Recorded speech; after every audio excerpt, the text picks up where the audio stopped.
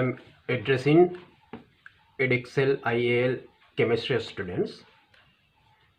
Today I am going to discuss a Unit 3 paper, that is laboratory skills. I guess that you have already done recent papers while you have been locked down due to corona pandemic. Therefore, I am going to take an old paper. Today I am going to discuss 2014 January Unit 3 paper.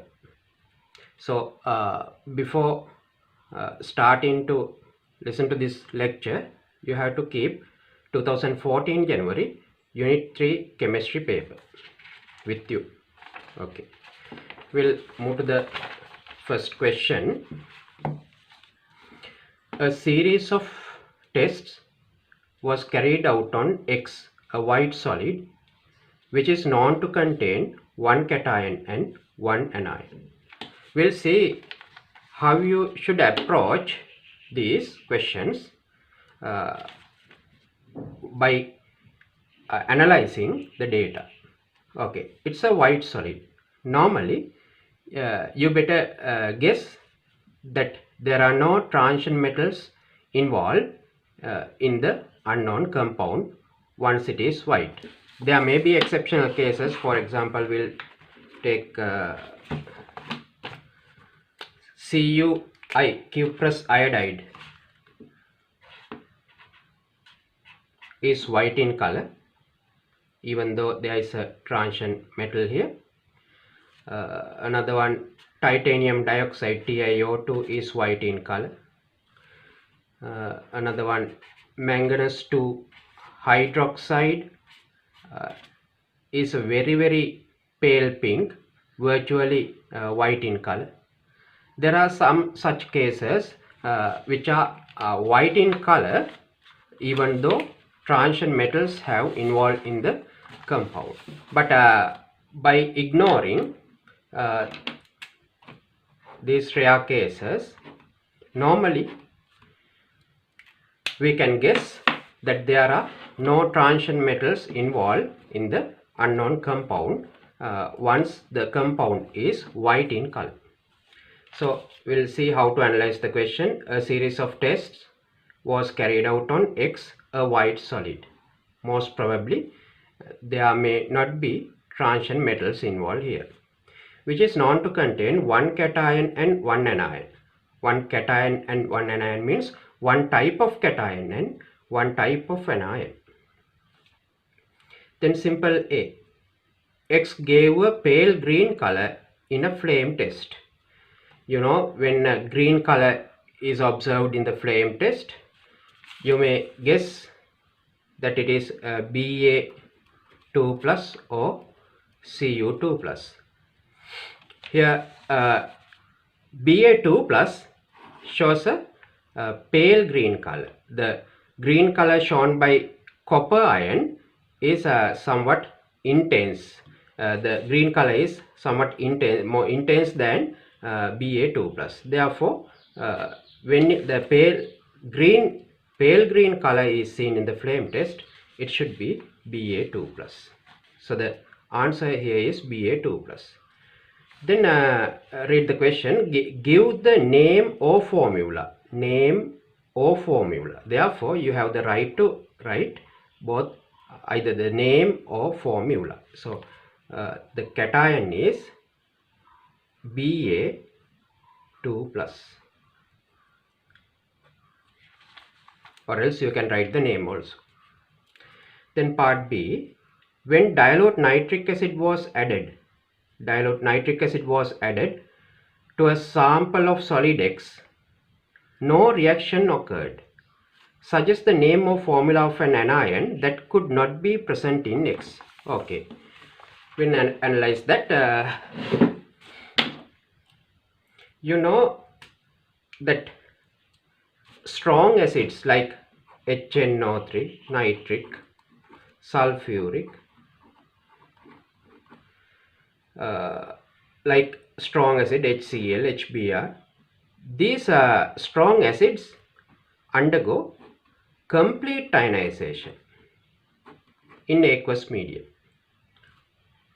nitric acid gives H plus or H3O plus with water by giving nitrate ion. Similarly, here H2SO4 undergoes first ionization to form H plus and HSO4 minus. The second deprotonation is also almost complete. HCl also undergoes complete ionization in water to form H plus and Cl minus. Now you see, if an acid undergoes a complete ionization in water, this shows that the resultant anion is more stable in water. If it is unstable, there should be a backward reaction. For example, we will take acetic acid, CH3 COOH, CH3 COOH. Acetic acid undergoes a partial ionization to form acetate or ethanoate and H plus or H3O plus. Here there is a backward reaction. That means the acetate ion is protonated back to form acetic or ethanoic acid, because the acetate ion form or ethanoate ion form is somewhat unstable in aqueous medium with compared to the anions given by strong acids. Another example, you know that carbonic acid that you taste with fizzy drinks is a weak acid. Why? It undergoes a poor ionization. H2CO3 undergoes a weak ionization to form H plus and HCO3 minus. Again, HCO3 minus undergoes a very poor ionization to form H plus and CO3 2 minus. The ionization is weak means there is a backward reaction. Therefore, whenever you add carbonate ions in water, it will be protonated to form bicarbonate. Therefore, you have to understand the anions of weak acids. Here acetic or ethanoic acid is weak, carbonic acid is weak. When the acid is weak, its conjugate base, the relevant anion of the weak acid, readily gains H plus to form the resultant acid in the backward reaction. Right. Here again analyze the question. When dilute nitric acid was added to a sample of solid X, no reaction occurred. This means the anion is not protonated even though nitric acid is willing to lose H plus. Therefore, this anion in X should be created by a strong acid. Then it should be an anion like nitrate, hydrogen sulfate, chloride, bromide, iodide, like anion created by a very strong acid. Then they are asking not be present. Then you have to highlight not not. Here not that could not be present. Then these could be present. Then could not be present means like carbonate, bicarbonate, acetate, or else hydroxide, oxide, O2 minus. So oxide, hydroxide, they are readily protonated back to form the acid. Therefore, such anions given by the parent acid which are weak shouldn't be here, since there is no reaction. Here. Therefore, which could not be present, then it may be carbonate, bicarbonate, oxide, hydroxide, like ions. Then suggest the name or formula. Again, you have the right to write the name or formula. Then the question is not strict. Therefore, you can use either way the name of formula.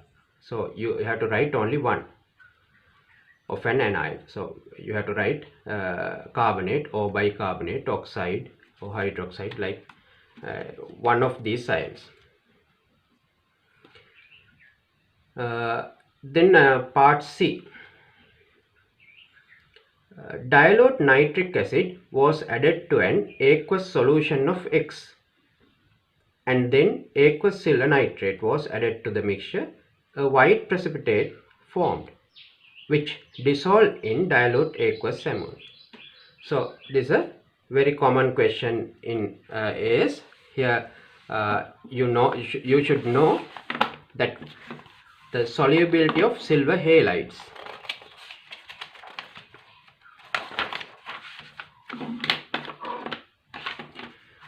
Now you think of the polarizing power and the polarizability. Here silver halides, here silver plus is kept constant here. The polarizing power of the cation is a constant. Then anions. If it is fluoride, it is almost 100% non-polarizable. It's more ionic. Here the most ionic silver halide is this. Then silver chloride, if it is Cl minus, electron cloud is somewhat slightly distorted towards silver ion. If it is bromide, there may be a significant distortion of the electron cloud towards the silver. If it is iodide, it should be the highest out of these four halide ions. Here silver iodide, in silver iodide, ion, electron cloud of the iodide ion is highly distorted towards silver ion to make it most covalent out of the four halides here, out of silver fluoride, silver chloride, silver bromide and silver iodide. Silver astatide is even more covalent. Okay, in the same order the solubility decreases. Silver fluoride is soluble in water, silver chloride, silver bromide, silver iodide, these are insoluble, but silver chloride dissolves in dilute ammonia. Diluted ammonia is sufficient to make silver chloride dissolve in water, but the dilute ammonia is not sufficient to dissolve silver bromide. It needs concentrated ammonia to dissolve silver bromide. Silver iodide does not dissolve even in conc ammonia. Okay, that's the knowledge that you have to have here. And you better remember the colors also. Silver chloride white, silver bromide cream color, silver iodide yellow color. Okay, here they have added dilute nitric acid. You should understand why it is diluted. You should not add concentrated nitric acid here. It has a strong oxidizing power. Then if you add sulfite SO32 minus, it will end up as sulfate ion. Like that, there may be unexpected oxidations if it is concentrated nitric. Definitely you have to use dilute nitric acid here. Then the specific acid that we have to add here is nitric, because all the nitrates are soluble in water. So as the source of H plus, we add dilute nitric acid to eliminate the interfering anions such as carbonate, bicarbonate. Like you know that in our planet carbon dioxide is a permanent constituent in the air. Therefore carbon dioxide dissolves in water. Then it will lead to form bicarbonate and carbonate ions. There may be some other interfering anions also. Therefore these interfering anions should be eliminated by protonating them. In order to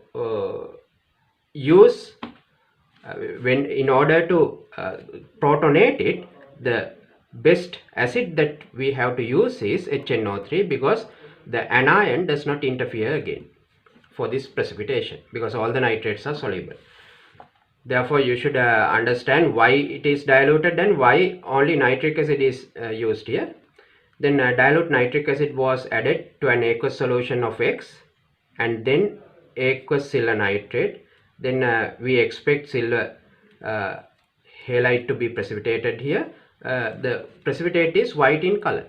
Therefore, we can guess that it is a chloride, or the precipitate is silver chloride. As a secondary test, confirmatory test, we have to add dilute ammonia and test whether it dissolves. Here it dissolves. That means the unknown precipitate here is silver chloride, because silver chloride dissolves in dill ammonia. So give the name or formula of the anion in X. Again, name or formula, therefore you have the right to write anything here. Here I am going to write Cl minus. So give the name or formula of the anion in X, then it is Cl minus. Then part D. A sample of a white precipitate in C was left to stand in sunlight. What color change would be seen? Now you should understand that you use silver in jewelries. Why is it that it's attractive? At the same time, it's chemical inert, therefore it's long lasting without being chemically attacked. Therefore, you should understand that silver may exist as silver itself for a long time. Therefore, when silver ions are there, it can easily be reduced to silver atoms. You compare that with sodium ions. You can't easily reduce sodium plus ion into sodium atom, because it has a greater, sodium has a greater potential to lose an electron, to form unipositive ion. Thereafter, the unipositive ion is difficult to be reduced to form sodium back. But silver is not like that. Silver plus can easily be reduced to silver. Then there should be an electron donor here. You know, in solid state also there may be electron transitions between positive ions and negative ions. Then Cl minus can transfer an electron to silver plus. Then silver atom, that means silver solid, can be formed. What color change would be seen here? Then silver is formed. Then silver has an attractive color once it is in a jewelry, but based on the way that they pack and based on the quantity, colors may change. For example, seawater is bluish color or blue-green color once it is in the ocean, but take seawater into a cup, then it is not blue in color. Similarly, silver has an attractive color once it is in a jewelry, but in this precipitate, in this reaction, photochemical reaction, the small quantity formed will not show such an attractive color. It will be a gray color. So depending on the way that they pack, sometimes violet color, like that, different colors are there. Normally it's gray in color. So what color change would be seen? Gray color is formed. Then at the start it is white solid, silver chloride. Then the solid goes from white to gray. Then the color change would be seen white to gray. Name the substance responsible for the new color that appeared in D1. New color is gray. Then the responsible chemical species silver. But you can't write Ag here, because this time not name or formula. They have asked you to write the name. Name the substance. Then you have to write silver. The substance responsible for the new color that appeared in D1 is silver. So here out of knowledge skills and attitudes, even though you are skillful to analyze the question, even though you have the knowledge in that area, here they may check your attitudes. You shouldn't be stubborn. If they ask you to write the name, you have to write name, not the formula. So you have to write the name of the substance, that is silver. Then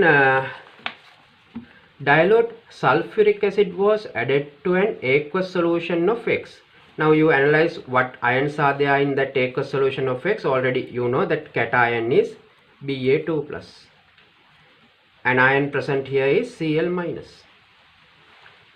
When sulfuric acid undergoes the first ionization, H+ and HSO4- are formed, HSO4- undergoes further ionization to form H+ and sulfate ions. So bisulfate or hydrogen sulfate ions are there, sulfate ions are there, given by sulfuric, H+ ions are there.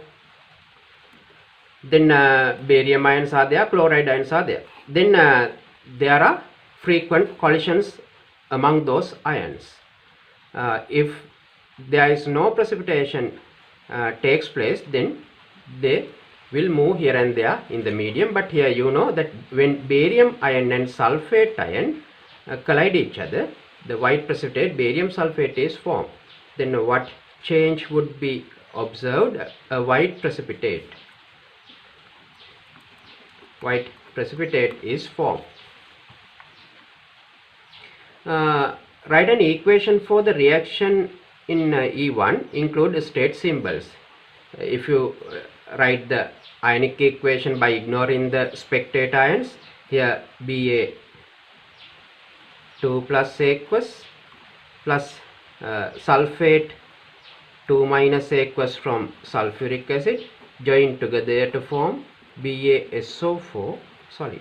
Or else you can write the full equation as you did in O levels. Then F, Roman number 1. A few drops of concentrated sulfuric acid were added to a small portion of solid X in a test tube. Misty fumes but no other vapors were seen. Then you should expect only to see misty fumes, because you know that chloride ions are present as the anion here. And before going to the exam, you should know that chloride ions are not oxidized by concentrated sulfuric acid.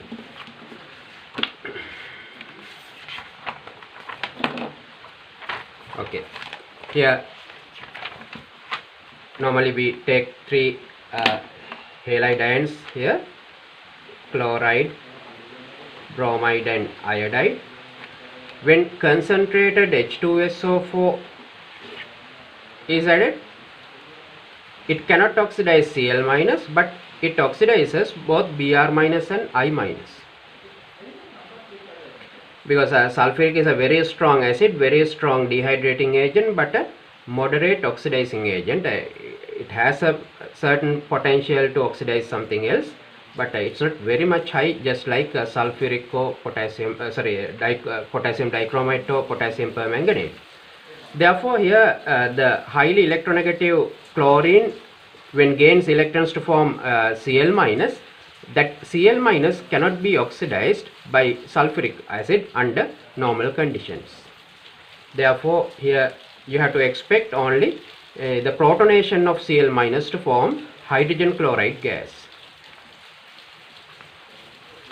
Okay, then hydrogen chloride gas evolves. It's colorless, but since our atmosphere consists of water vapor, water droplets, the hydrogen chloride gas readily dissolves in water vapor.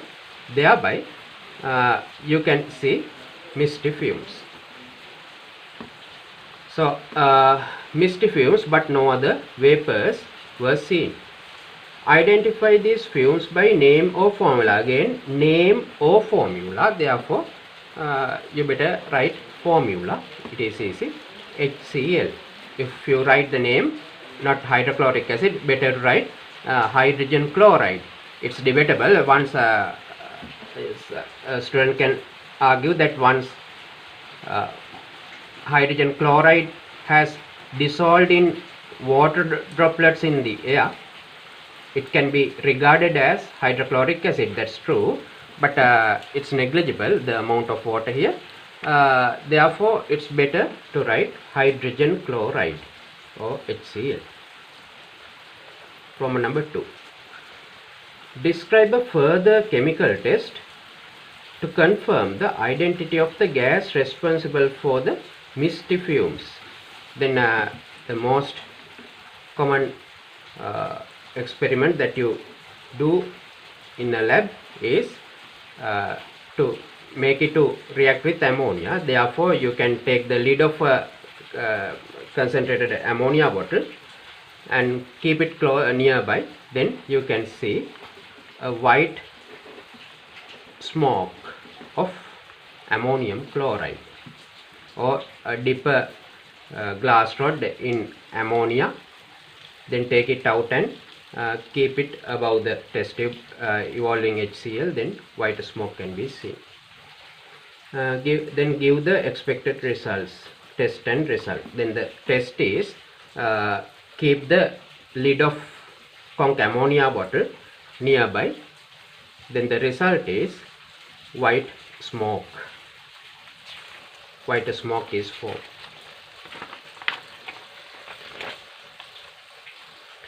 Then question number 2.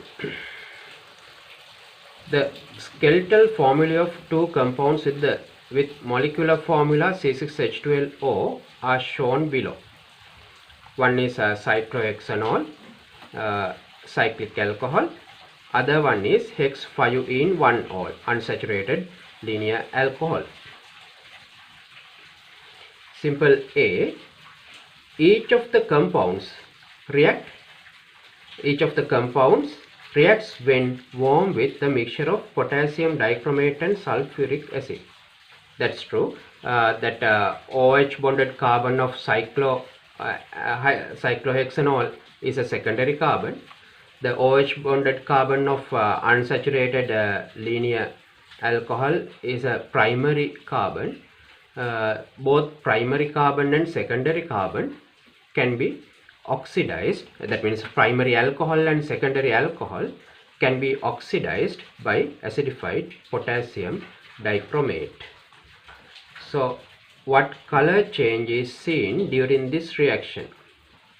In the breathalyzer instrument, in order to find whether a person is liquid, they can use this. Here dichromate Cr2O7 2- itself is orange in color. It's at +6. It's the highest possible oxidation state. In acidic medium, it undergoes reduction to form Cr3+ in the presence of C2H5OH, like ROH, alcohol, cyclic or acyclic alcohol. Then Cr3+ ion is formed. When you come to unit 5, when you follow unit 5, you will learn that hexa aqua chromium 3 ion aqueous is violet in color, but here Cr3+ is not allowed to be bonded to 6 water molecules. Here there are other ligands here, sulfate, like sulfate. Therefore practically we end up this experiment by obtaining a green color. So final color normally we see is green, provided that all the dichromate is used up. If some dichromate is left in the medium, it will contribute for an orange color. Cr3+ aqueous will contribute for a green color. Then a green and orange together, sometimes a brown color will be seen. But you have to ignore that. Normally if alcohol is oxidized, you have to use a limited amount of dichromate in order to see the color clearly.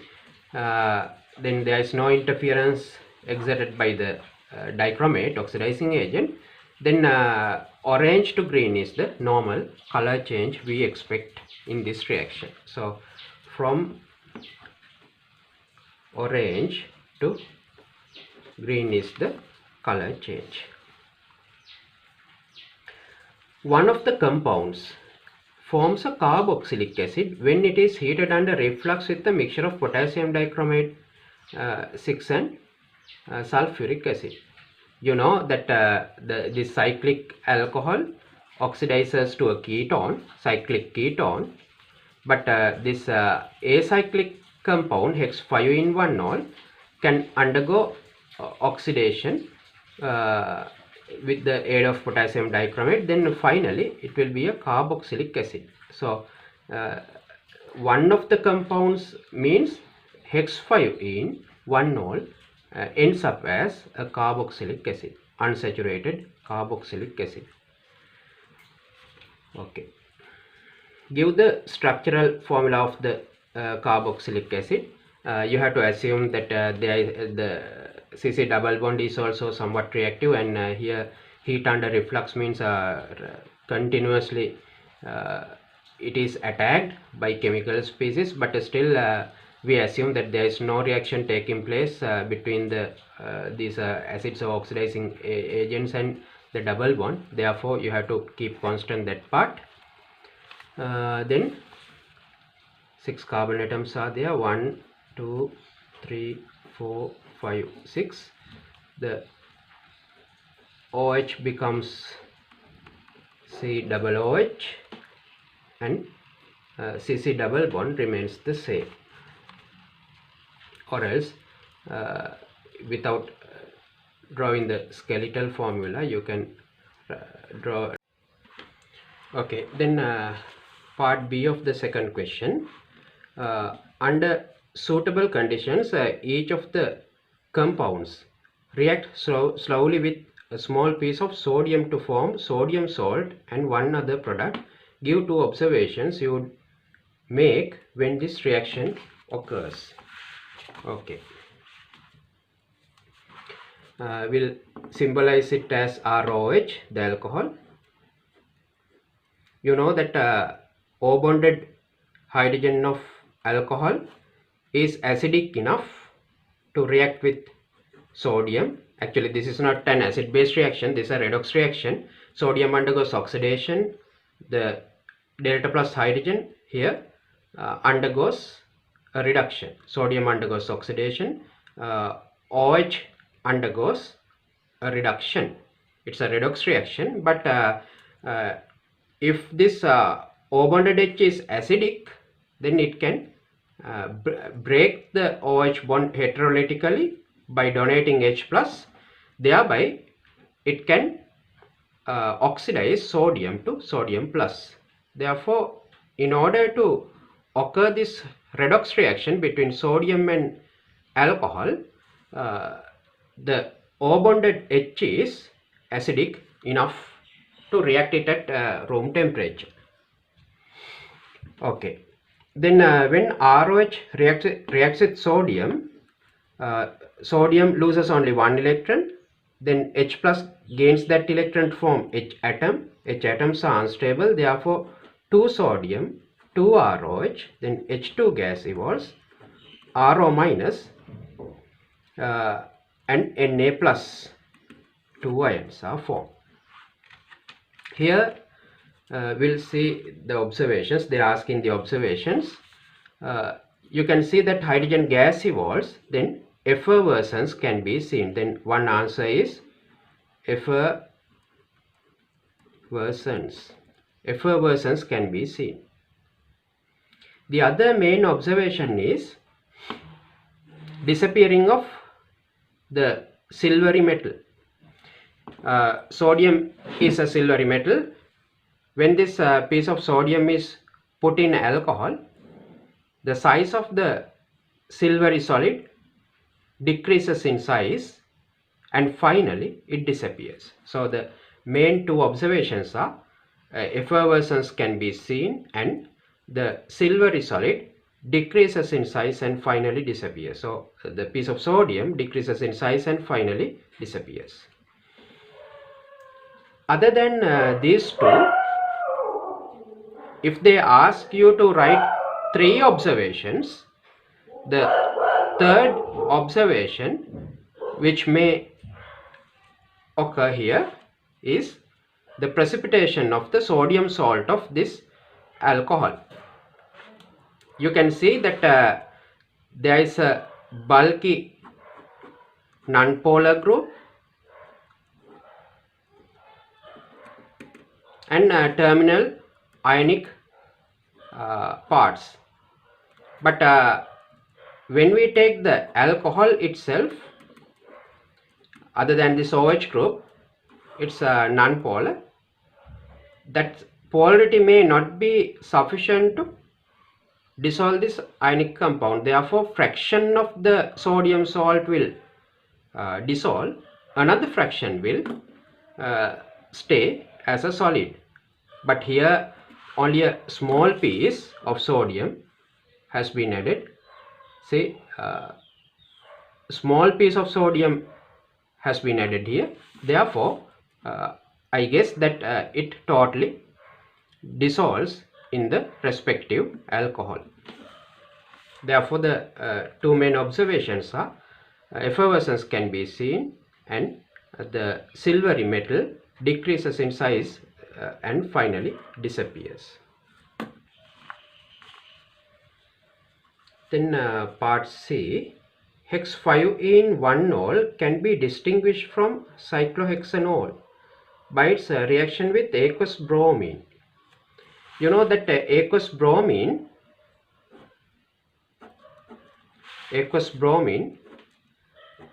reacts with alkenes through an electrophilic addition reaction. When bromine reaches the double bond, due to the pi electron cloud, the Br bonding pair will be pushed away, thereby an induced dipole is formed. The closer bromine is delta plus, the other one is delta minus. After forming the induced dipole, the pi electron cloud is taken by the delta plus bromine. Simultaneously, Br bond is heterolytically cleavaged. So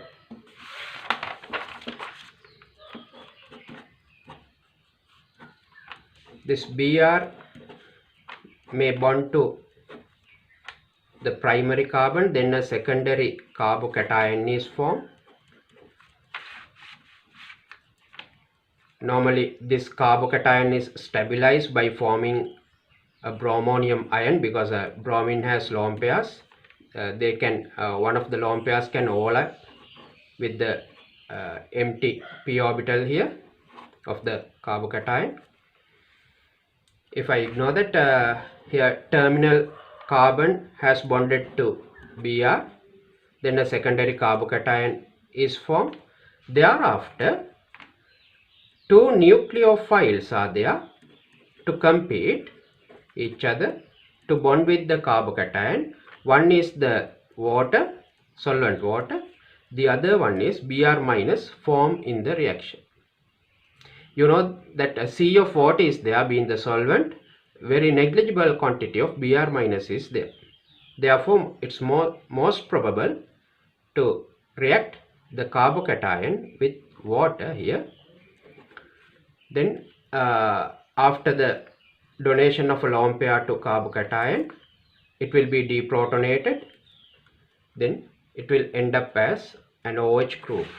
So here 6 carbon atoms, 1, 2, 3, 4, 5, 6 carbon atoms, terminal OH is there.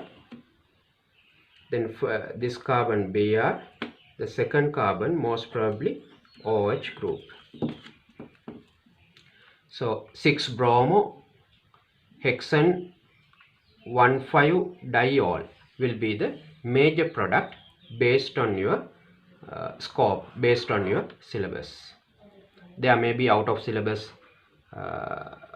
knowledge, pieces of data that you come across in future. Here, other than intermolecular reactions, here intramolecularly, you know that the terminal OH has lone pairs.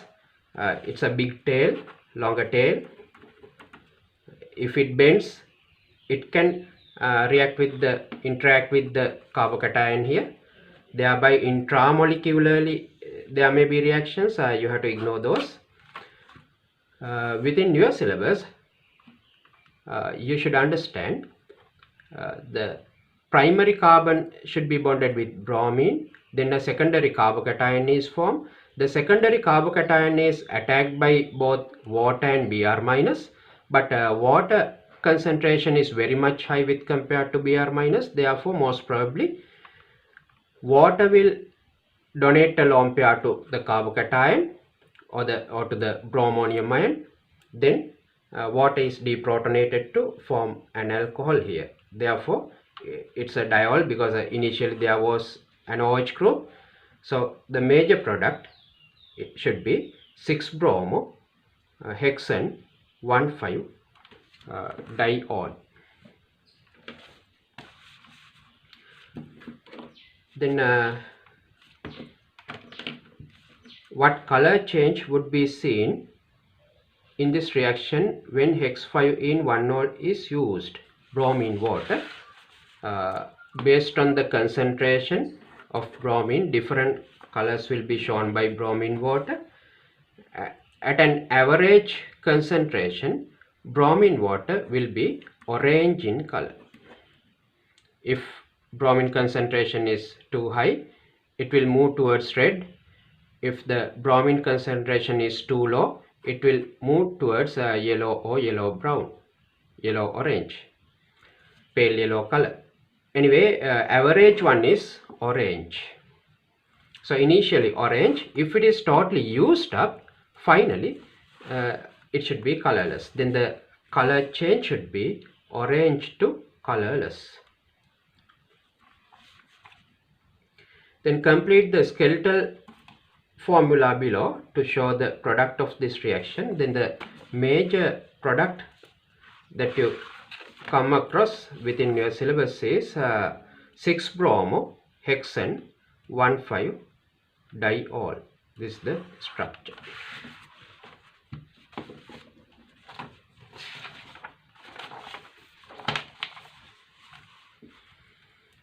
Next question, part D. Hex 5-ene-1-ol reacts with acidified potassium manganate 7 at room temperature. What color change would be seen in this reaction? Here initially you know that permanganate is purple in color, therefore initial color is purple. Color change, then purple. Finally Mn plus 7 goes to Mn2 plus in acidic medium once it acts as the oxidizing agent. Then the aqueous Mn2 plus is very pale pink in color. Virtually it is colorless. So practically you will observe it as purple to colorless. The human eye, the naked eye may not have a potential to see the pink color of Mn2 plus here. Therefore color change is purple to colorless. Complete the skeletal formula below to show the product of this reaction. Here within your syllabus you should know that when there is a double bond, CC double bond, it reacts with acidified KMnO4 at room temperature to form a diol. Now you see here, if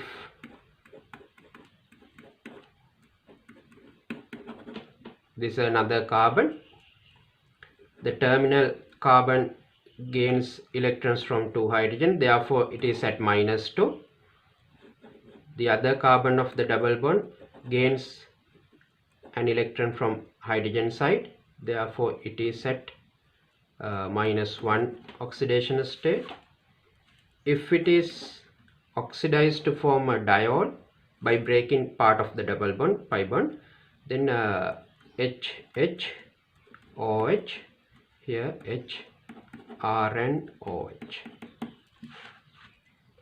Here the terminal carbon gains 2 electrons from 2 hydrogen, loses 1 electron towards oxygen, gaining 2, losing 1, altogether gaining 1. Therefore it is minus 1. The other carbon gains 1 electron from hydrogen, loses 1 electron towards oxygen, then gaining 1, losing 1, then it is 0. Therefore minus 2 goes to minus 1, minus 1 goes to 0. Both are increasing in oxidation number. Therefore it can be regarded as an oxidation. So acidified potassium permanganate acts as an oxidizing agent in the presence of the alkene. Then alkene is oxidized to a diol at room temperature based on your syllabus.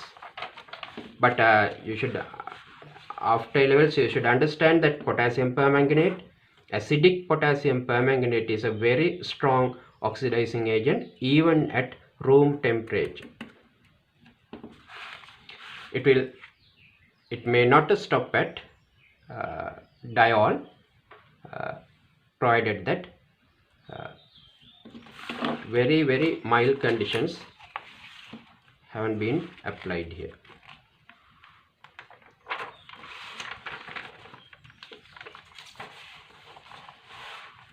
Okay, here then complete the skeletal formula below to show the product of this reaction. Then 1, 2, 3, 4, 5, 6 OH. Here diol, OH, OH.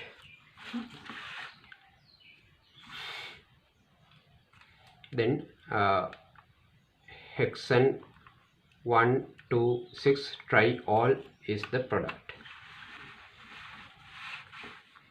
If the conditions are somewhat strong, this will be oxidized to a ketone. Terminal 1 will be a COOH. 1, 2, 3, 4, 5, 6. All are then carboxylic acids. Then carbon-carbon both are delta plus. Carbon-carbon repel each other. There is no conjugation here. Therefore, electron clouds, pi electron clouds also repel each other. Then finally carbon dioxide will evolve. Most probably it will end up as pentane 1,5 dicarboxylic acid. 1, 2, 3, 4, 5.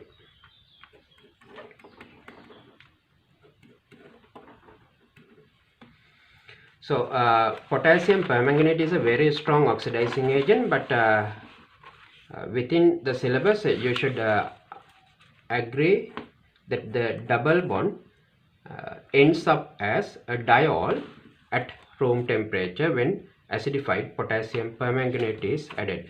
Remember that the concentration should be controlled to a lower level to maintain the conditions at a mild level. Okay. Then part E, the IR spectrum below is for either cyclohexanol or hex 5 in 1-ol.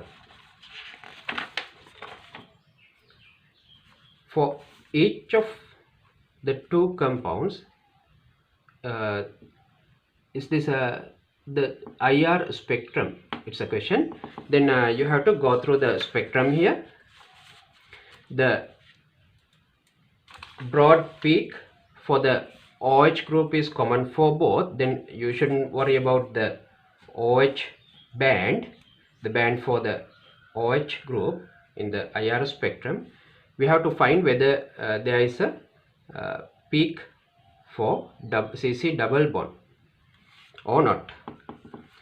CC double bond stretching frequency here, wave number is 1669 to 1600. Then there is a peak here relevant to the CC double bond. Then CH stretching in alkene shows a peak between 3100 to 3010. 3000, that is this peak.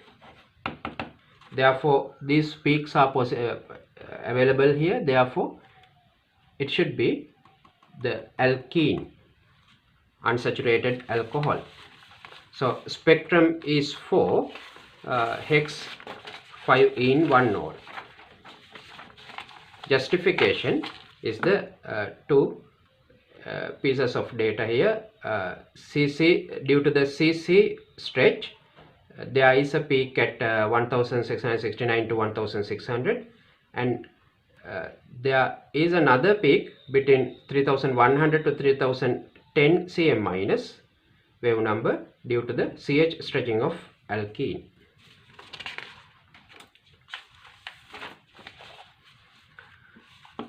Then question number 3, the mass of magnesium hydroxide in an indigestion tablet was determined as follows. The tablet was crushed and dissolved in exactly 40 cm³ of dilute hydrochloric acid, that's in excess.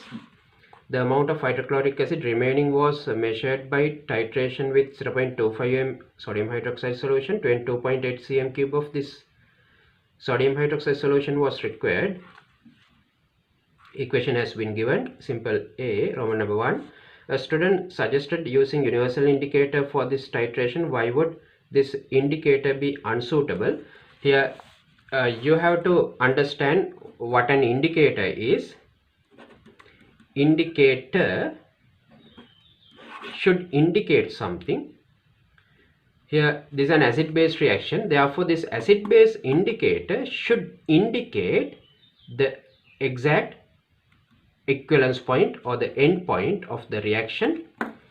In order to show the end point, it should show a color change. That color change should be sharp for the human eye to detect it well. But universal indicator has been made by mixing several individual indicators. It's like a relay. The different indicators show different color changes at different pH intervals. Therefore there is a gradual color change when universal indicator is used. When the pH changes, moves from one extreme to the other, universal indicator slowly changes its color gradually. Therefore there is no sharp color change at the end point which can be identified by human eye. So a student suggests that why would this indicator be unsuitable? Because there is no sharp color change shown at the end point of this neutralization reaction. Okay, then short and sweet answer is there is no sharp color change shown at the end point. Suggest a suitable indicator and give its color in acidic and alkaline solution. These are strong acid, strong base titration. Therefore any almost all the indicators may be used here. Then you write any indicator that you know. For example, common indicators phenolphthalein or methyl orange. Then if you write phenolphthalein here, then you have to write colorless in as the acidic color, pink as the alkaline color. The average color in alkaline medium is pink. Depending on the concentration, different shades of pink will be there. If the concentration is high, it will move towards red, but average is pink. So in acidic medium it's colorless, in alkaline medium it's pink in color. Calculate the number of moles of sodium hydroxide used in this titration. Then N equals C into V. Here the concentration is 0.25 moles per dm cube and the volume is 22.8 cm cube, that means into 10⁻³ dm cube. Then 22.8 into 0.25 means divided by 4. Then 5, 28 means 7, 5.7, 10 to the power minus 3 moles. So number of moles of okay, is this then calculate the number of moles of sodium hydroxide used. Then that is 5.7, 10 to the power minus 3. Then Roman number 2, hence state the number of moles of hydrochloric acid that react with sodium hydroxide. You know that the stoichiometric ratio is 1:1. Since sodium hydroxide, if sodium hydroxide is x moles, HCl also should be x moles. Then same answer should come to the other question. Again 5.7, 10 to the power minus 3 moles.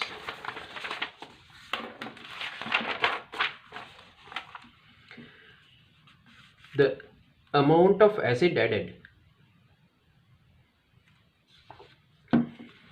to the tablet in step 1 was 2 10 to the power minus 2 moles.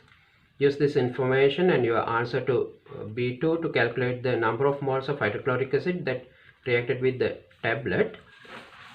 This is a back titration. Initially they have used 2 10 to the power minus 2 means 0.02 moles.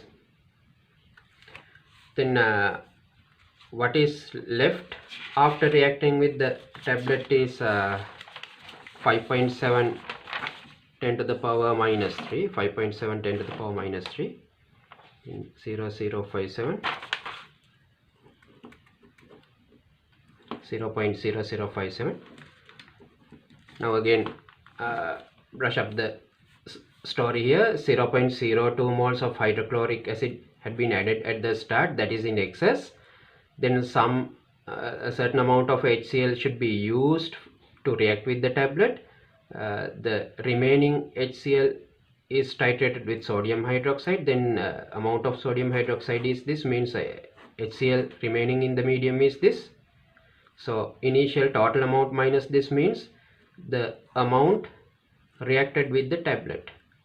So 0.02 minus 0.0057, 200 minus 57, 143. So 0.0143 moles is the amount of HCl that reacted with the tablet. So with the tablet, this much of HCl has reacted.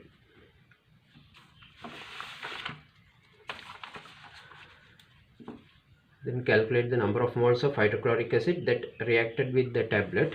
This is this amount.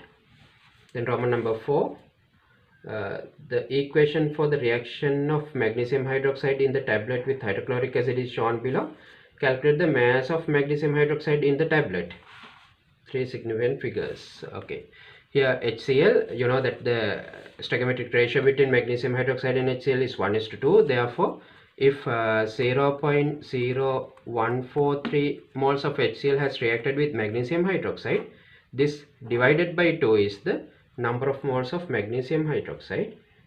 They ask in the mass of magnesium hydroxide, then that into molar mass of magnesium hydroxide, that is 58.3. They have given that. Then the final answer, then 0.0143 into 58.3 divided by 2.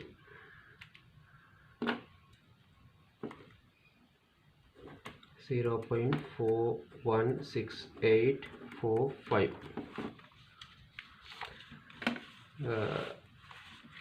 That's the mass of magnesium hydroxide. They are asking you to give it to 3 significant figures. Then the 4th digit is 8. Then take 1 here. 0.417. Okay, or 0.41700. Okay. This is the mass in grams.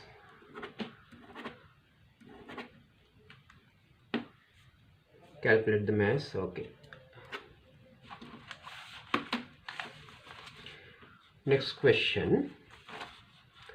The volume of hydrochloric acid added to the tablet was 40 cm cube. Suggest a change in the procedure which would make the result of the experiment more reliable. In order to make something more reliable, regularly same things should happen. Then only you can trust on that. Then the way that they have used the language is suggest a change in the procedure which would make the result of the experiment more reliable for each tablet. Then it's better to powdered tablet. Now tablet first, it is powdered. Then powder is we'll say divided into 3 portions. Then we can do 3 titrations here. Then we can find the concordant results here by ignoring the anomalous results. Okay. Then suggest a change in the procedure without using the whole tablet at once. The powdered sample is divided into 3 portions. If it is 4, 5, like a higher number of portions, then the quantity in one portion will be negligible. Then again, it's then the percentage error will be high. Therefore, since a tablet is small, then powder may be divided into 3 parts. It will be practically possible. Okay. Then more reliable. Then divide the powdered tablet into 3 portions and do separate titrations for each sample, each portion. Okay. Roman number 2.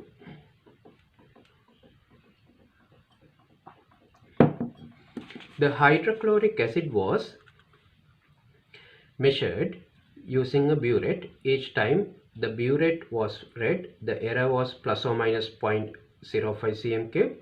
Calculate the total percentage error in measuring 40 cm cube of hydrochloric acid. Then plus or minus 0.05 is for one reading. Normally in a burette, initially you have to take the reading, finally again you have to take the reading. Then when you take 2 readings, total uncertainty is this into 2. That happens for 40 cm cube into 100%. So 0.05 into 2, that means 0.1. Then into 100 divided by 4 means into 2.5. Into 2.5 means 0.25%. Then plus or minus 0. Calculate the total percentage error in measuring 40 cm cube of hydrochloric acid, that is 0.25%.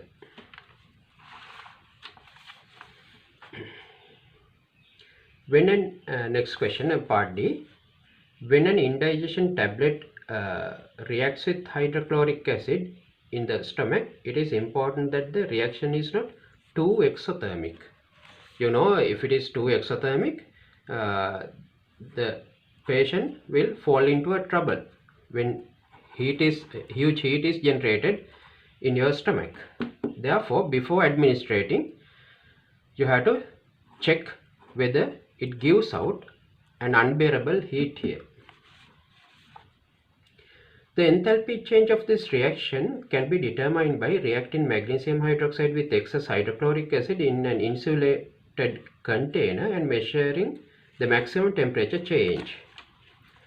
State 2 ways other than improvement in the insulation or use of more accurate measuring instruments which would ensure that the measured temperature change was the maximum possible for the amount of reactants used. Then in order to make sure that the measured temperature change is the highest, we have to assume that there is no heat loss, so the heat loss to the surrounding is negligible. Whenever you do this experiment, even though you use insulated cup, insulated container, it is not an isolated system. There is a heat loss. Since there is a heat loss, we have to minimize the time period that we allow it to occur.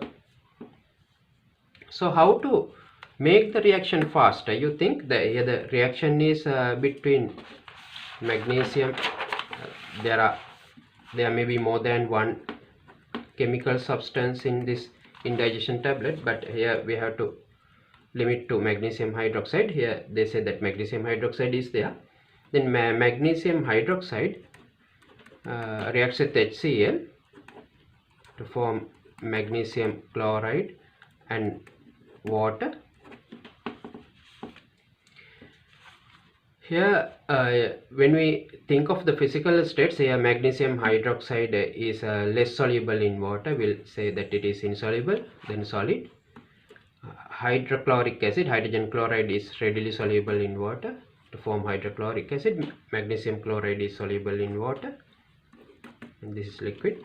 Then if this is a solid, even though it is powdered, finely powdered, it may not distribute evenly throughout the system. Maybe a suspension, maybe a colloid. Anyway, we have to stir it well. Always we have to stir it well, and in order to make the reaction faster, the particle size should be small here. So this should be finely powdered. Then hydrochloric acid, you know that hydrogen chloride is a gas, not like sulfuric or nitric. Sulfuric, nitric, phosphoric, they are not that much volatile, but HCl itself is a gas at RTB. Therefore, if you take very high concentrations of HCl, if the concentration of HCl is too high, always you will see fumes of HCl. Sometimes it may lead for a trouble here, because when it escapes, sometimes it will gain some heat from the system to escape. Therefore, too much concentrations are also not good, but at the same time very low concentrations are not good, because when the concentration of HCl is low, the reaction takes a longer time period. Within the whole time period there is a heat loss to the surrounding. Therefore somewhat concentrated HCl should be used. So one thing is magnesium hydroxides should be finely, very finely powdered. Then use concentrated, not very much concentrated, somewhat concentrated HCl. Thereafter always we have to stir continuously in order to make it homogeneous, as well as when we take the temperature readings, the bulb will be at a certain place. Then we have to make sure that the temperature is the same throughout the system. Therefore we have to stir it well. And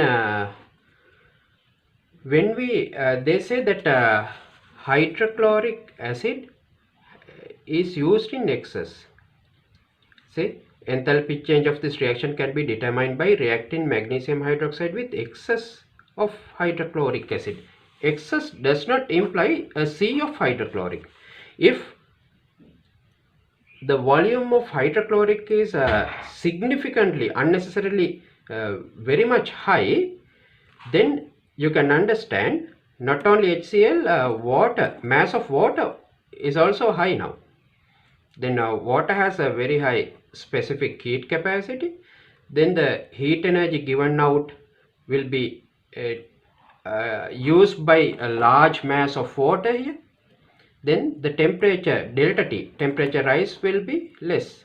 When the temperature rise is less, percentage error will be again high. Therefore, too much of HCl should not be added. The volume of HCl, that means the volume of excess HCl should be maintained at a minimum level. That's also another point.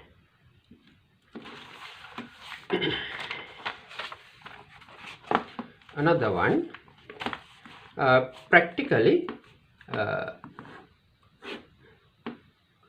we'll say that we keep the HCl solution to maintain a constant temperature.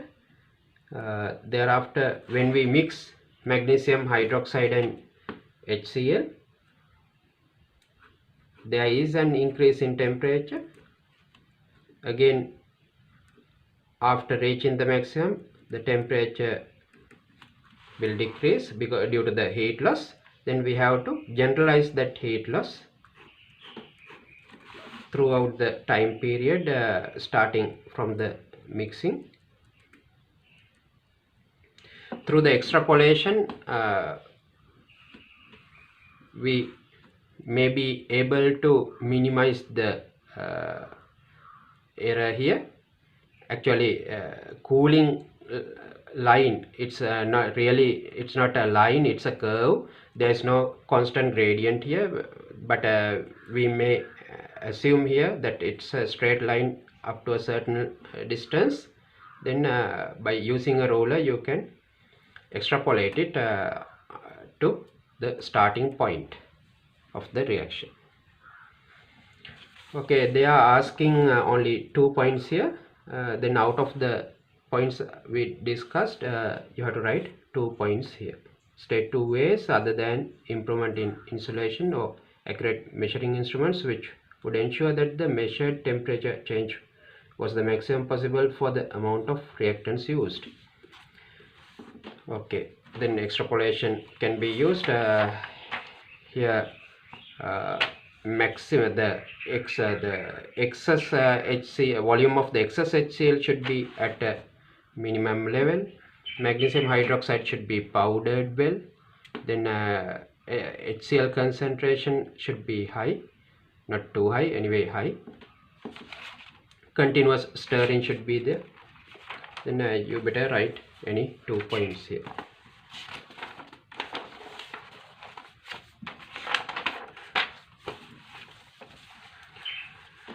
Question number 4. Cyclohexene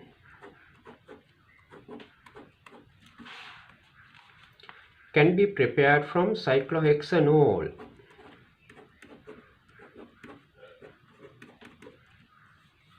Using the procedure below.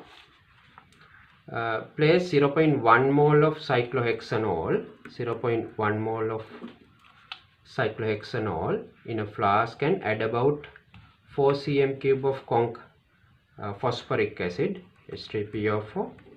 It's a dehydrating agent just like sulfuric, concentrated sulfuric. Here, drop by drop while shaking the flask to minimize the temperature change per unit time. Then step 2, assemble the flask for distillation and collect the liquid which distills over between 70 and 90. Okay, here we'll see the constituents in the medium now. Initially we added cyclohexanol, then we have added concentrated H3PO4, that means water is also there. When this dehydrating agent dehydrates the cyclohexanol, cyclohexene is formed.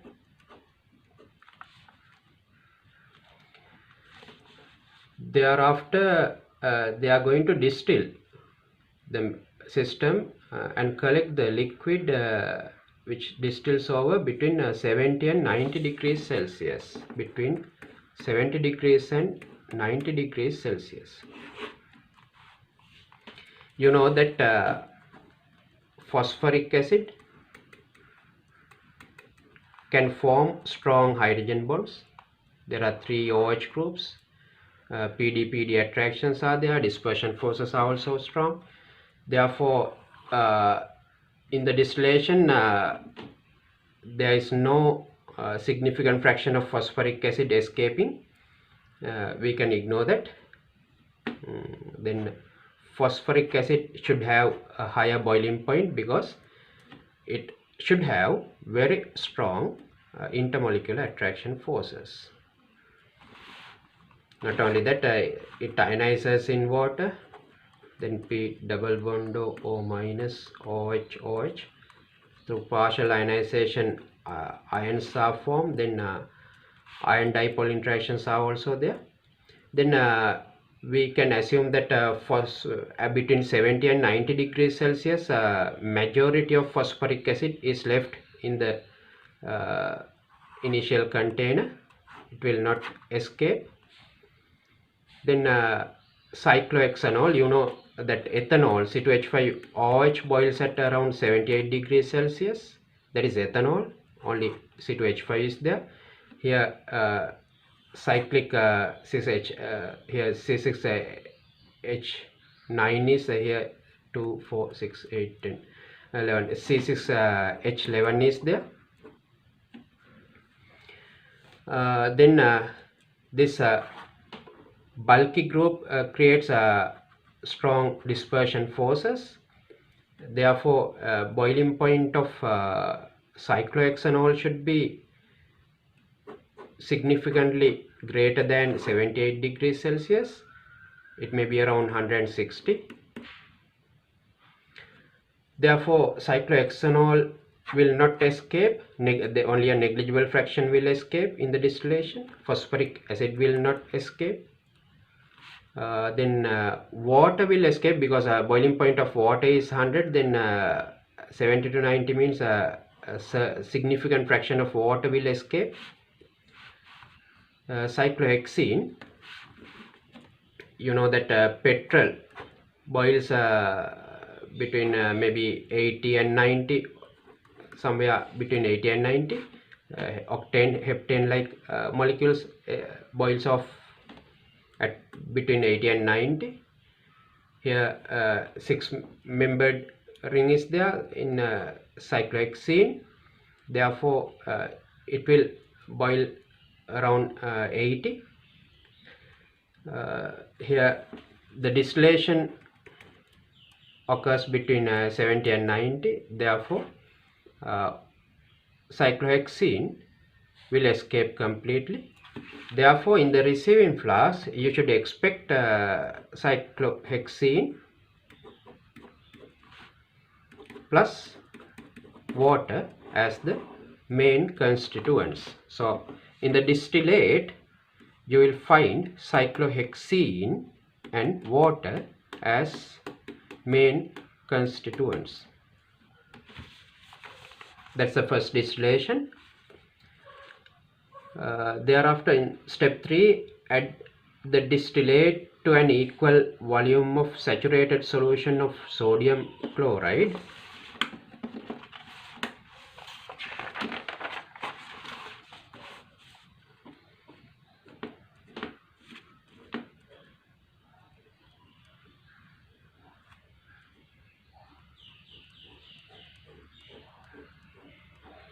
We'll take a separating funnel here.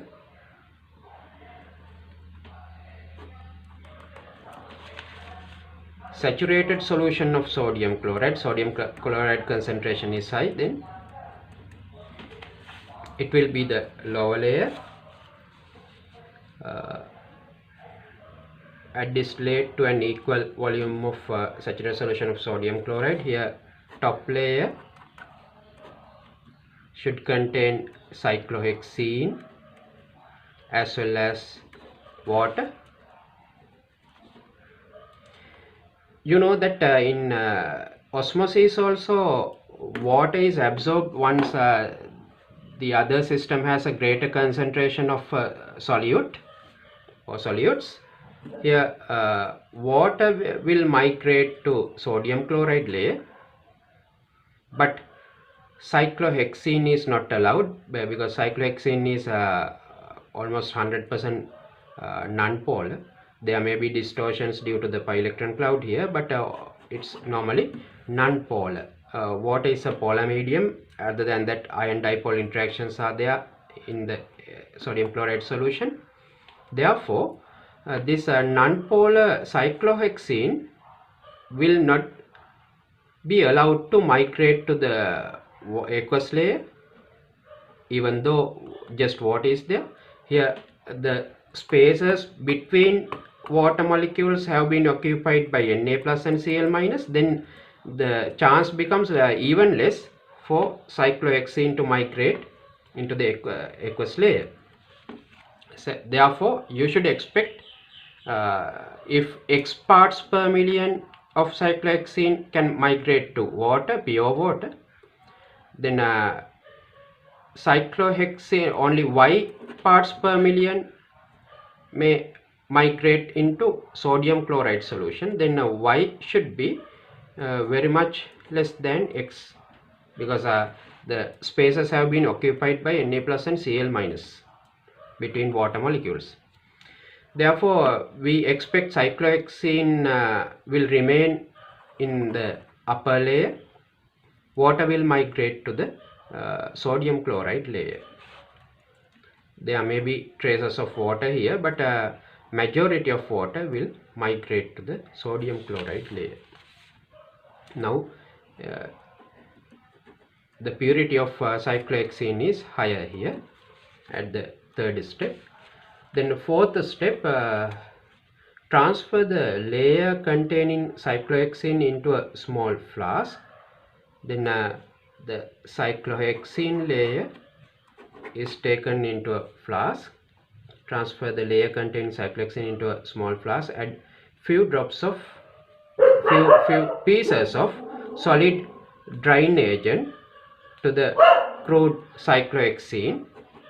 Solid drying agent, normally anhydrous calcium chloride, like calcium chloride, or else sodium sulfate, magnesium sulfate.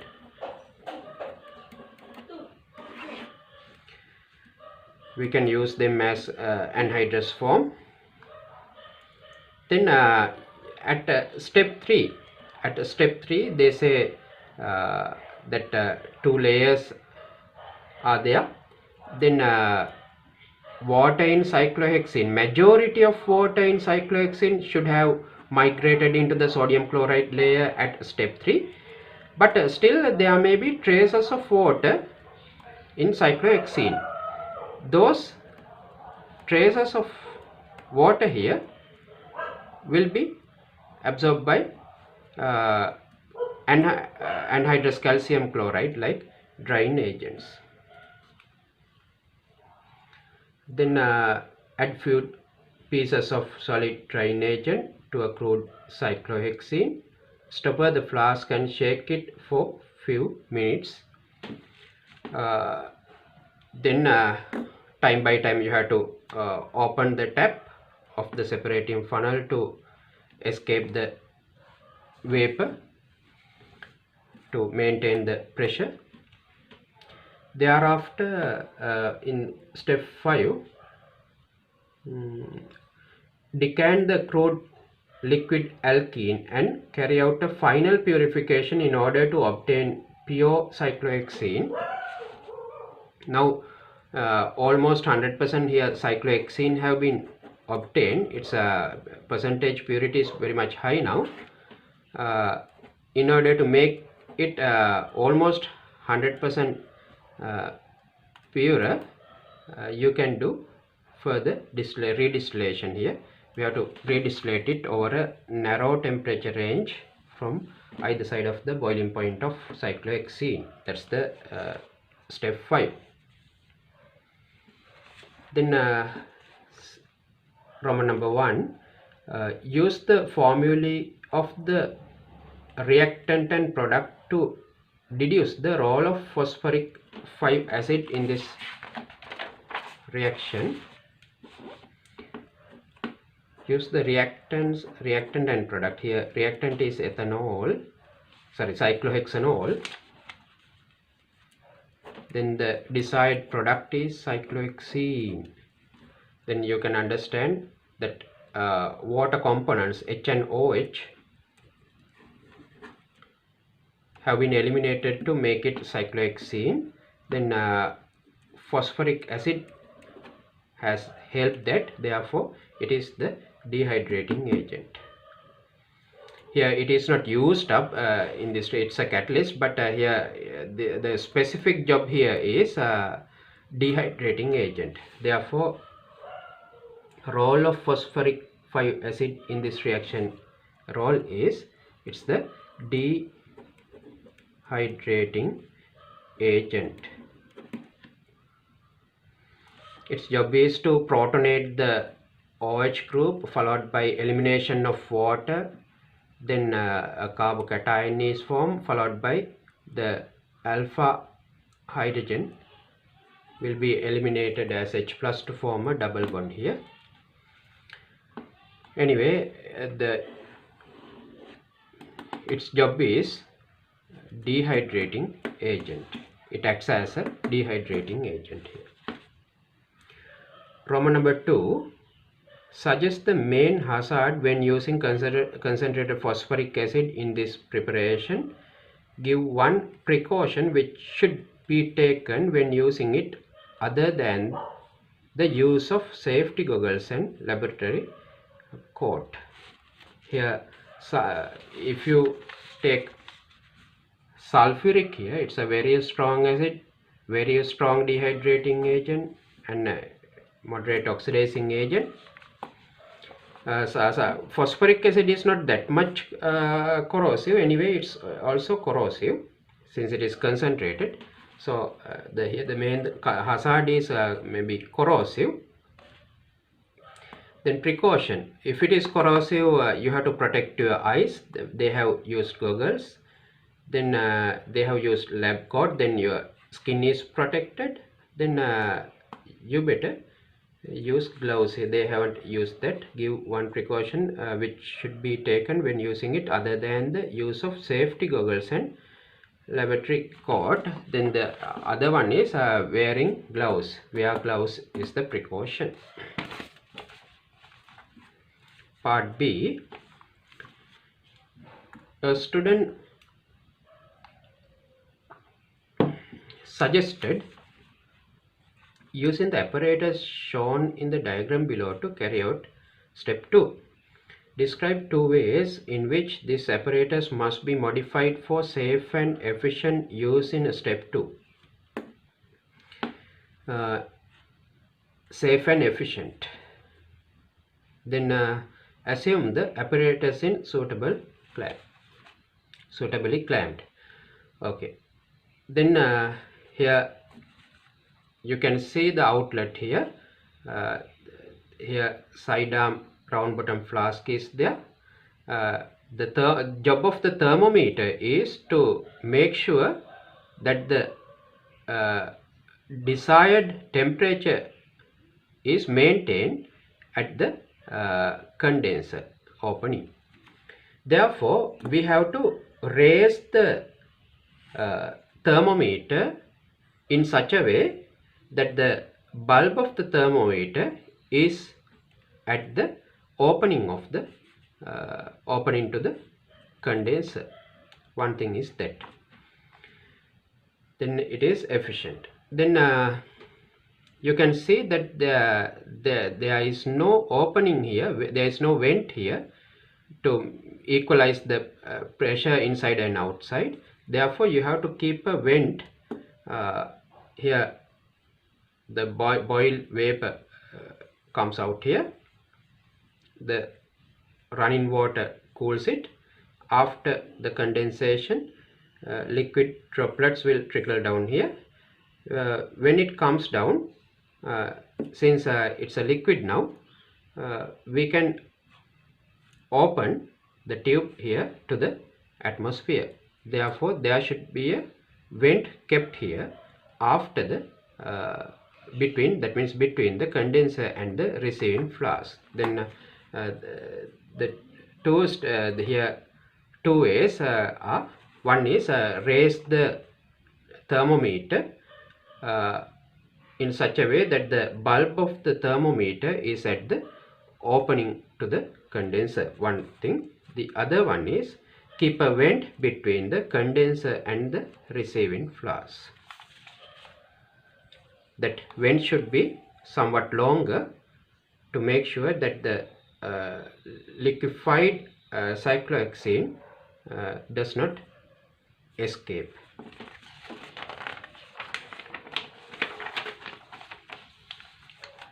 Part C, Roman number 1. Cyclohexene can be separated from other products in step 3 because it is insoluble in aqueous solutions. Explain this lack of solubility. You know that water between water molecules hydrogen bonds are there. Between cyclohexene molecules induced London dispersion forces are there. If water and cyclohexene are mixed, then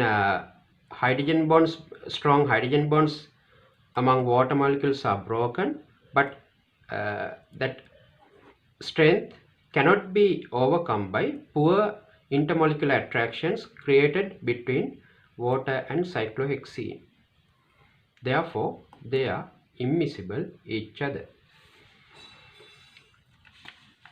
Explain this lack of solubility. You better say that cyclohexene is a non-polar molecule, whereas water is a highly polar molecule. Therefore, water can form hydrogen bonds and PD-PD attractions other than London dispersion forces, but cyclohexene can form only London dispersion forces. Hydrogen bonds are much stronger than London dispersion forces. If they mix each other, then stronger hydrogen bonds between water molecules are broken and relatively weak dispersion forces are formed between water and cyclohexene. Therefore, the strong hydrogen bonds in water as intermolecular attractions cannot be overcome by weak attractions, intermolecular attractions occurred between water and cyclohexene. You have to mention that. Roman number 2. Draw a diagram of the apparatus which should be used in step 3. Then cyclohexene densities have been given in step 3. Earlier I drew that. Here draw a separating funnel. Then you have to name the top layer is cyclohexene, bottom layer is saturated sodium chloride solution. You better draw the interface clearly. At the time when you separate it, the lid should be removed. Here it should be open in order to push it down. We have to open it to the atmosphere.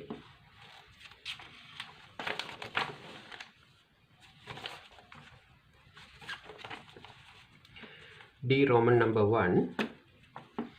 Suggest a suitable solid drying agent to use in step 4. Suitable drying agents, normally we use anhydrous calcium chloride, anhydrous magnesium sulfate, anhydrous sodium sulfate, like drying agents are used. Then you have to write one of those. Roman number 2. What change would you see in the appearance of the organic liquid when it is dried in step 4? In step 4, solid drying agent has been added to the crude cyclohexene. Okay, then when the drying agent absorbs trapped water here, you know that traces of water which is polar should have dispersed throughout the medium as droplets. Here drying agent absorbs this water, then finally it should be clear. So at the start water droplets and cyclohexene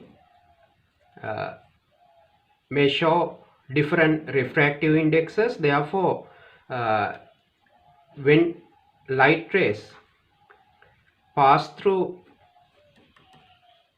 this colloidal system suspension, here it's not clear to the observer. When the drying agent absorbs that water, it becomes clear. Again, you understand the reason here. Water is a polar medium, it's a polar molecule. Cyclohexene is non-polar, they are immiscible each other. Then traces of water has been trapped in cyclohexene. Then just like same birds flock together, here water molecules join each other. Then tiny droplets of water will be there in the cyclohexene system. When the drying agent is added, we'll say anhydrous calcium chloride is added, it absorbs these water droplets. Then the refractive index should be uniform after that. Therefore the observer will observe the system as a clear system. So the what we can see is the system goes from cloudy to clear. Then what change would you see in the appearance of the organic liquid when it is dried in step 4? The organic liquid goes from cloudy to clear. Then part E, suggest a method for the final purification of crude cyclohexene in step 5. In the final purification, we should make sure that only cyclohexene is distilled off. Therefore, we, for example, if the boiling point of cyclohexene is, I will say 83 degrees Celsius. Now you should not start to collect the distillate from 70 degrees Celsius to 90 degrees Celsius. It's a broader range. But you better collect it into another container. We'll say up to 81 degrees Celsius. Up to 81 degrees Celsius, you collect the distillate to one container. Thereafter, when it is, if the temperature, we'll see the diagram here.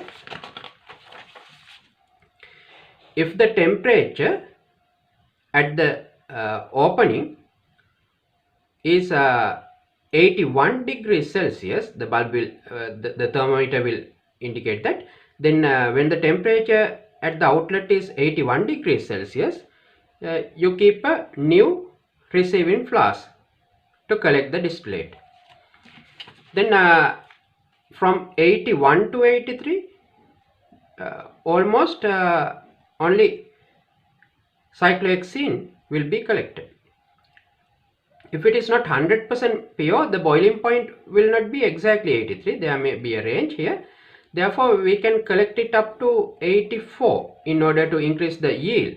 Therefore, if the temperature is, boiling temperature of cyclohexene is 83 degrees Celsius, you better start the collection of distillate at 81 degrees Celsius, and we'll move another 1 degree, then up to 84 degrees Celsius, we are going to collect cyclohexene into the receiving flask. Then what we have to do here is distill off cyclohexene over a narrow temperature range, from either side of the boiling point of cyclohexene. That means you have to collect the distillate closer to the boiling point of cyclohexene.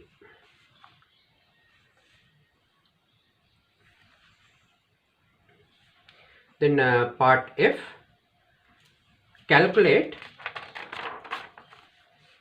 the volume of 0.1 mole of cyclohexanol. Cyclohexanol molar mass 12 into 6, 72, 84, 100. So then molar mass is 100 grams per mole, and number of moles is just 0.1 mole. Then mass is 10 grams. Then they ask in the volume. You know that density equals mass over volume. That means volume equals mass divided by density. Therefore volume equals 10 grams divided by density is 0.962 grams per centimeter cube. Answer comes in cm cube. Then 10 divided by 0.962, 10.395 cm cube.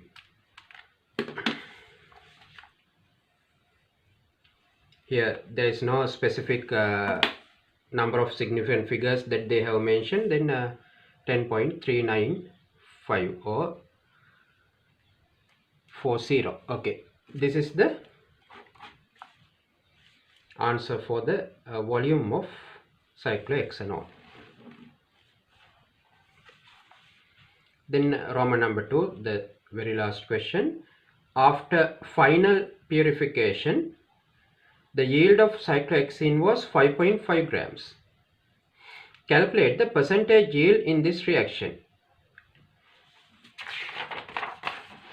You know that if the complete reaction takes place, 1 mole of cyclohexanol ends up with 1 mole of cyclohexene. When they use 0.1 mole of cyclohexanol, theoretically 0.1 mole of cyclohexene should be obtained as the maximum. Then cyclohexene C6H10 is the molecular formula. 12 into 6, 72, then 82. Here 82 grams per mole is the molar mass into 0.1 mole, that is 8.2 grams is the maximum expected mass. Then percentage yield equals the actual yield is 5.5 grams divided by maximum theoretical mass is 8.20 grams into 100%. Then 5.5 divided by 8.2 equals 67.072732.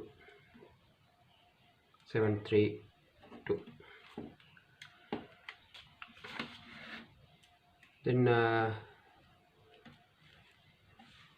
calculate the percentage yield here. Then we'll round off it as 67.073. percent. This is the percentage yield by mass. Okay. Now we have completed the paper. What I want to suggest you is, now you have been still locked down due to corona pandemic. Therefore, at home, if you apply psychological educational strategies to make this education effective and efficient, you should know that all knowledge, skills and attitudes are assessed in different proportions in the exam. Then just knowledge is not sufficient. If you are better reader, you may find the must learn area, better to learn area and nice to learn area. You can go beyond the syllabus to develop your knowledge, but sometimes the extra knowledge will lose your marks. Therefore, the additional knowledge should be controlled by your proper attitudes. You should be skillful to maintain your knowledge, to give a proper answer for the specific question. For example, if you are asked to write the name of a chemical species, you should not write the formula. If it is convenient to write the formula, you have to write the name if they ask you to do that. Like that, you have to read the paper with an alert mind. When something is there with bold letters, you have to pay attention to that. Meaningfully, you have to analyze the question, and you have to use your knowledge and give a proper answer based on the scope of your level syllabus. For example, we'll say my explanation on this unsaturated alcohol 1, 2, 3, 4, 5, 6. Here hex 5 in 1-nol. The paper asks about the product when acidified KMnO4 oxidizes this alkene. According to your syllabus, you should know that they have asked you to remember that it oxidizes only up to a diol. No further oxidation is possible at room temperature. At room temperature, the very strong oxidizing agent, acidified KMnO4, oxidizes the alkene only up to a diol. So you have to kneel down, you have to obey to the syllabus. Then you can't argue that further oxidation may possible, therefore it will proceed the oxidation. Like that, you can't argue, you have to obey to the syllabus.